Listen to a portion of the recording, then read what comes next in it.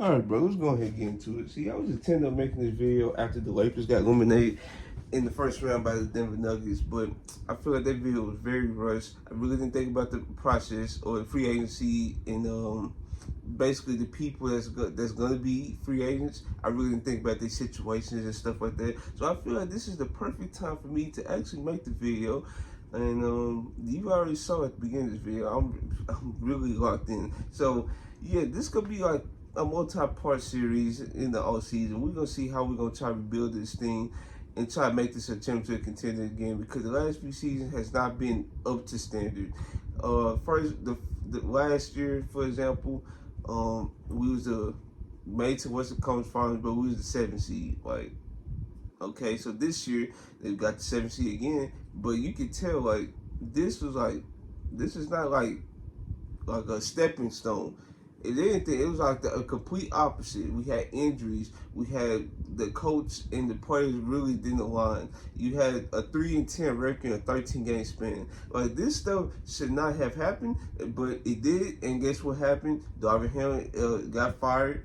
Now we in the process of looking for a new coach and assistants, because they also fired the assistants, including Phil Handy, who was there on the staff when Frank Vogel got on the staff, right? So yeah, we are looking for a new turn of the tide.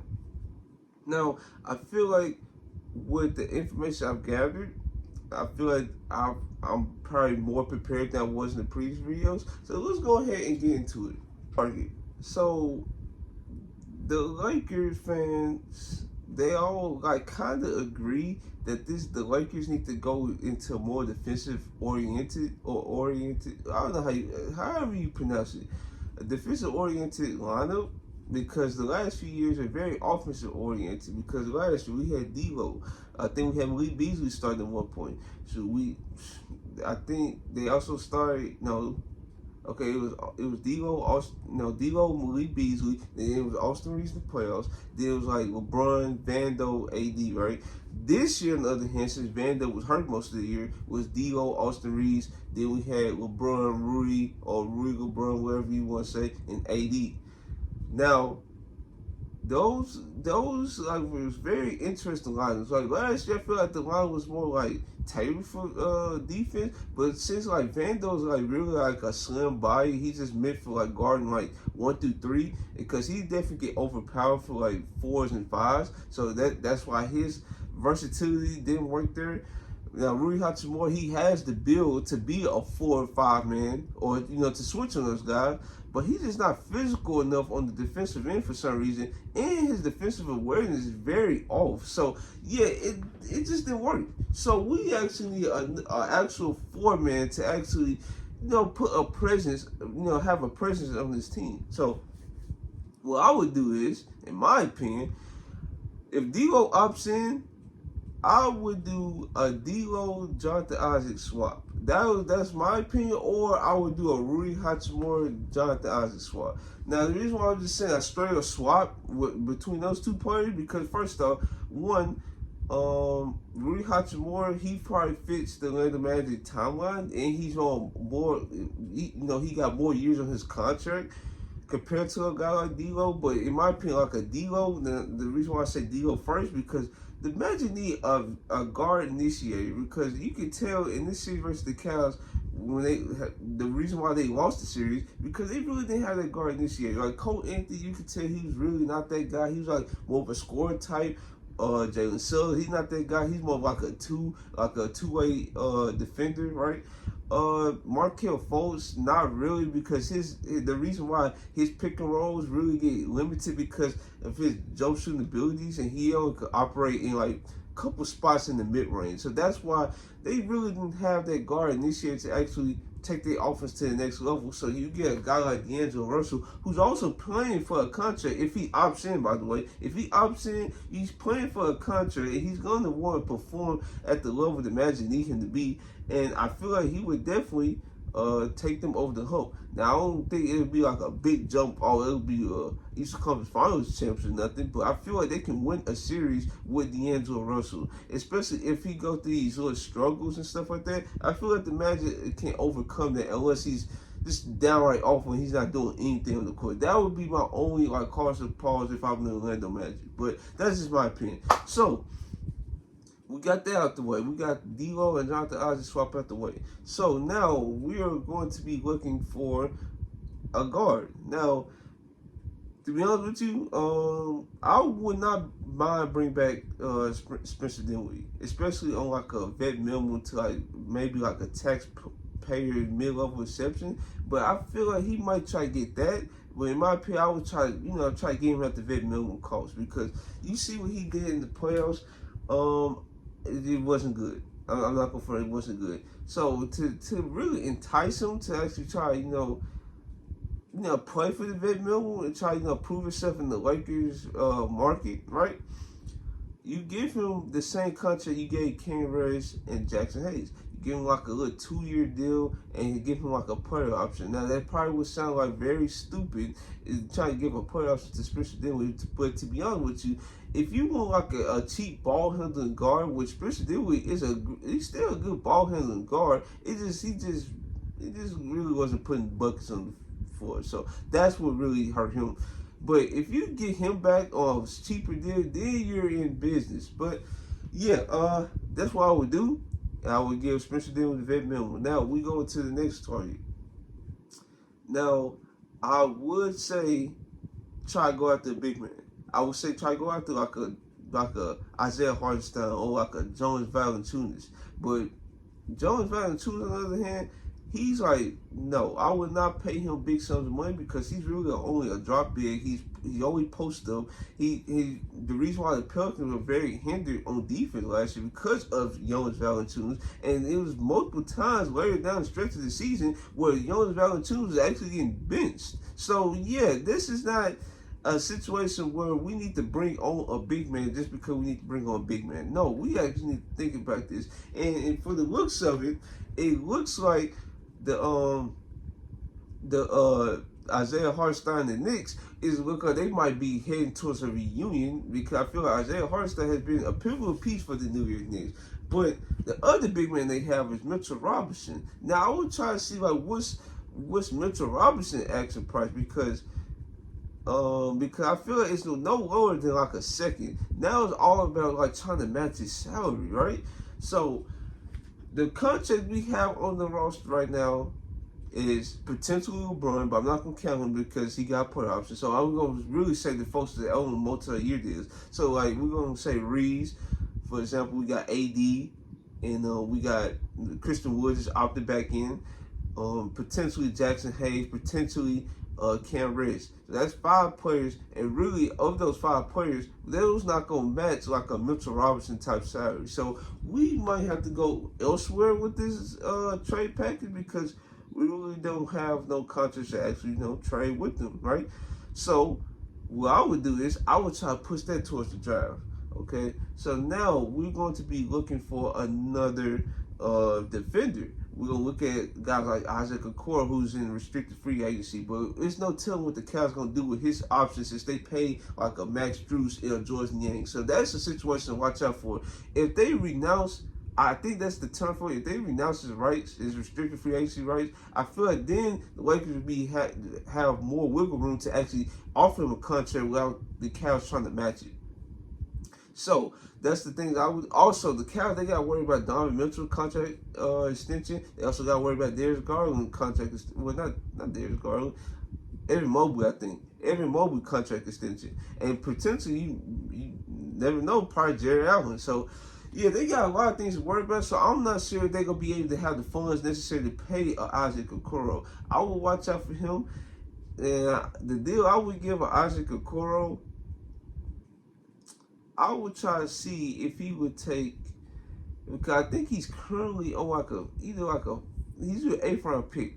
I said 8th overall pick. So he's around he's around the 5 to 10 mil range, right? So I would probably give him the same contract the Blazers gave Matisse Thybulle, like right in that area, because I feel like Isaac Okoro is one of the most underrated defenders in the league. The way he guarded Paolo Banchero while giving up some size, I might add, he did a real good job of guarding him, because Paolo Bencaro, he was getting wherever he wanted at certain points of the series, but Game 7, Isaac Okoro locked it down. I thought it was gonna be a situation where Evan Mobley gonna have to switch onto Paolo Bencaro full time, but Isaac Okoro took the challenge, stayed out of foul trouble.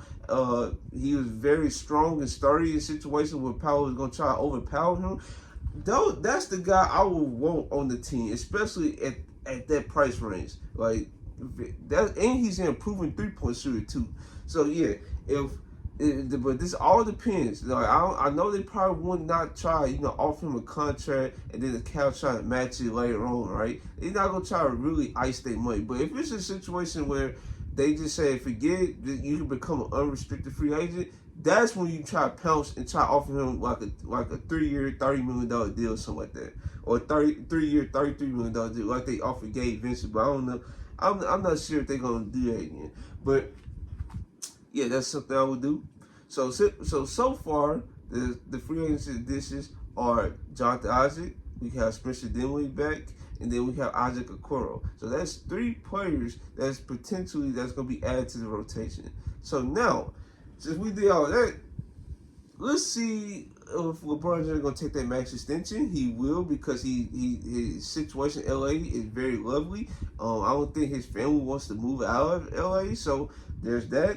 And yeah, I feel he just want to retire Lakers, especially with the reports coming out that Bronny's looking towards not playing with his dad, because LeBron shifted his focus to actually focus more on Bronny, trying to be in the G League, trying to develop more and stuff like that. So there's no telling how this is gonna work out, but it looked like LeBron James might, he looked like he's heading towards retirement with the Lakers. So I offer him the 3-year, $164 million contract, or whatever that was offered, or wherever that's rumored. So yeah, that's what I would do. So now we're going to be in the draft. We have the 17 and 55 overall pick. Now I'm not sure what we're gonna do with the second round pick, because I have to look at the draft more. But the 17 overall pick, right, is very interesting, because last year we picked Jalen Hood-Schifino. Now Lakers fans, they're basically out on Jalen Hood-Schifino. I'm not. He's young. He's developing. Now it is cause to pause, because that man is coming off back surgery, and we don't know how he's gonna look. And yeah, he'd definitely be like a third rotational guard in this situation. He definitely will be, but we know how that goes. So this year I feel like they need to go towards a big man, because like I said, we didn't address it, because like I said, Isaiah Hartenstein, he looked like he might go back to the Knicks. The reason why I say we can't get Mitchell Robinson, because we don't have the salaries to actually match up with Mitchell Robinson, and the players we do have, Reed, like I mentioned, Reeves, Bando, AD, then we have Wood back, then we have Jackson Hayes, then we have Cam Reddish potentially back. Those last two are potentially names that's going to be back. But yeah, and the names like name, it really don't make sense to trade for Mitchell Robinson in that situation. It really don't. So, and with Jonas Valanciunas, he just doesn't make sense, because he's just a post-up presence. He's definitely going to give you buckets, but I'm not sure if he's going to take like a bench role, especially since he started his whole career. It's no telling. And then I would not pay him like $10 million. I just wouldn't. But yeah, so I would definitely, in this draft, I would look at the big man from Indiana, Khalil Ware or something like that, and the big man from Baylor. So, but I would choose Khalil Ware. But we gonna see how he goes in draft process. Maybe it's a situation with Derek Lively, where he worked out and his stock skyrocketed, and he went to the Mavericks, and we see what he's doing now. So, but yeah, I would definitely try to go after Khalil Ware. And yeah, that would be it for this video, because let me go over the moves I talked about. So this would be the rotation. So I would start Reeves at point. I know folks might not like that. It's okay. I understand. Or you can start Spencer Dinwiddie at point. To be honest, it really doesn't matter. Okay, so we have Reeves. We have Isaac Okoro. I would definitely start him.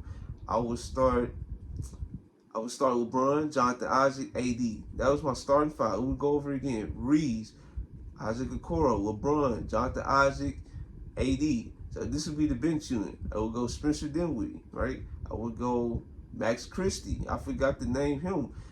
I believe in restricted free agency. I feel like they're gonna offer him a good contract. Now I'm not sure if it's gonna be big because I feel like the reason why they didn't play him this past year, or the season that's still going on, I feel like they try to get his numbers lower so they can sign him on a cost control contract. I feel like they achieved that and they're gonna bring him back. So far we got Spencer Dinwiddie, Max Christie, then we have Jared Vanderbilt, then we have Khalil Ware. Now who's gonna be at 4-man? Is going to be Christian Wood. So that would be my rotation for the Lakers for the 2024-2025 season.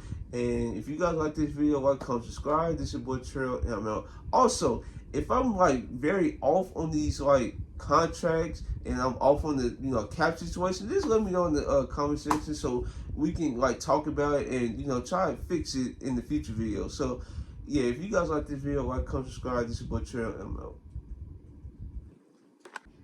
Alright, so I'm back. So the two names I excluded, and I also forgot to talk about the head coaching vacancy as well, which I'm also going to talk about in this video. But the two names I excluded was Gabe Vincent and Rui Hachimura, so I can explain those. So the reason why I forgot about Gabe Vincent is because he really didn't play this year, and he's still on a 2-year deal on the new season. So we gotta be able to like fit him in the rotation somehow, or try to find like a trade partner. And in my opinion, I feel like if you do want to do a trade, right, I would look towards like try to get Mitchell Robinson. Now, in that case, if you're not trying to get like a Mitchell Robinson or like a Matisse Thybulle or something like that, then it would make no sense to get rid of Gabe Vincent. So that's why I say in my opinion, he should return. Then Rui Hachimura. So Rui Hachimura is tricky because I don't think if you do pay like a guy like Isaac Okoro, if he becomes available, I don't think the cap situation would be able to sustain this. So it was kind of like an either-or situation with Okoro and Rui Hachimura. Now, if we can't get Okoro, then Rui Hachimura will be right there, and it'll be just fine, right? And this would be my rotation would be if you include those two guys. So my rotation would be, like I said, either you start Reeves or you start Gabe. So for example, let's start Gabe. I would start Reeves. I would start LeBron, Isaac, Jonathan Isaac, and AD. That would be my 5. So on the bench. Now, it's not tricky at all. It would be Spencer Dinwiddie. You start Max Christie, who also can start. Now, in my opinion, if you want to start Max Christie, I'm on board, right? But I don't know if the coaching staff, the new coaching staff, gonna view it like that. But you never know. You never know. But yeah, so far I got Spencer Dinwiddie, Max Christie. Then you have Rui Hachimura. Then you have not Jonathan Isaac. You have Jared Vanderbilt. Then you have the center, like I mentioned, Khalil Ware. So yeah, that would be my rotation for if you add those guys back.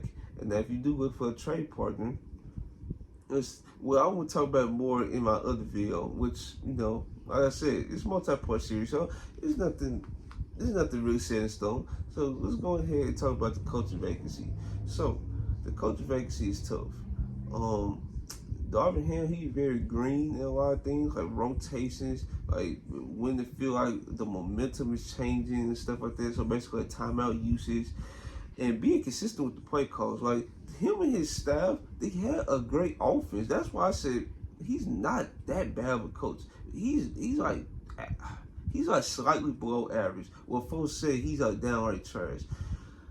But yeah, you need a coach that's actually gonna be consistent throughout games calling plays. Because if you're not consistent calling plays, that's why you will have moments like, for example, in the third quarter, we saw in the Nuggets series, is it blown lead, and the culprit for it was stagnant offensive play calling or stagnant offense in general. If you get a guy that's in there that actually knows what they're doing in the chair, then it makes LeBron AD job much easier. But let's talk about the candidates that's been rumored. Ty Lue been rumored, King Atkinson, you have Charles Lee, Coach Bud, who else? It's another name I can't think of right now. King Atkinson. I'm not sure if I named him already, but yeah, those are the names that's rumored. And in my opinion, if you look at those names, I would definitely not want Coach Bud. I would definitely not want JJ Redick. Those names would not make no sense at all. But those other names, like Ty Lue, Pipe Dream, I doubt it's gonna happen. Clippers definitely gonna try to keep him as long as they can and try to overpay for him if it means prevent him going to the Lakers. And he also on a 1-year deal, so I don't know how this is gonna work out. So if it does come to a situation where he somehow gets out that deal, then yeah, he'd definitely be my top candidate and my only candidate I would look after. But that's not the reality. The candidates I would also add is like David Allman, Michael Nori, that's the assistant coach for the Timberwolves. I will also add Terry Stotts. He's a good coach. And who else I would add? And that's probably where I would stop at. That's probably where I would stop. Oh, Chris Quinn. He's assistant coach for the Miami Heat. He's kind of like a player development type.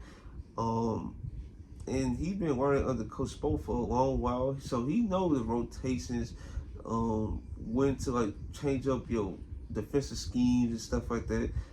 And yeah. And in my opinion, I would narrow it down to 3 candidates, right? The 3 candidates I would narrow it down to is Terry Stotts, it would be David Allman, and it would be Michael Nori. Now, David Allman and Terry Stotts, they both have experience calling the offense, right? Very offensive oriented. But if you're looking for like more experience, like I'm looking for, it would be probably like Terry Stotts. So I would eliminate David Allman in that case for a more experienced guy. You have Michael Nori, who showed you the capability. He can call he can call offense. He's overseeing right now a great defensive roster, so he gonna have more input who the guys is going to be on this roster. And like I said, he's definitely involved in play calling, rotations, and stuff in that nature, like Chris Finch has said. So I said all that, and to be honest with you, I narrowed it down to Terry Stotts and Michael Nori. In this video, I would say Terry Stotts. You know, I would say Terry Stotts. Like I said, he got the more experience between the two as a head coach.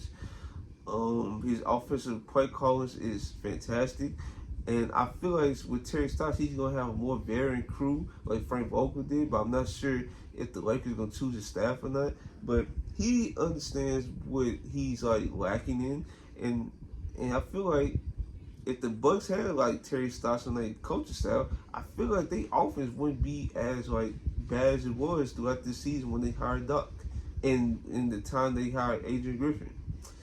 So yeah, if you guys like this video, because I feel like I'm pretty much touch bases on really everything. I touch bases on the moves I would make, the rotations and stuff like that. So yeah, if you guys like this video, like, comment, subscribe. This is your boy Trail, and I'm finally out this time.